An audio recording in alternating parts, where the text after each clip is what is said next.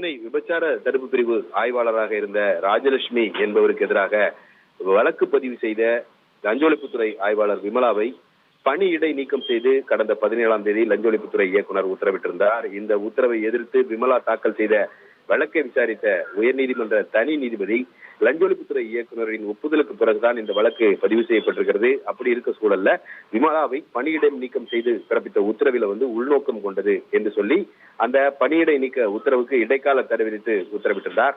இந்த நிலையில ஆய்வாளர் விமலாவினுடைய பணியிடை நீக்கத்திற்கு இடைக்கால தடை விதித்த அந்த தனி நீதிபதியுடைய உத்தரவை எதிர்த்து தமிழக அரசு தரப்புல மேல்முறையீடு செய்யப்பட்டிருக்கிறது.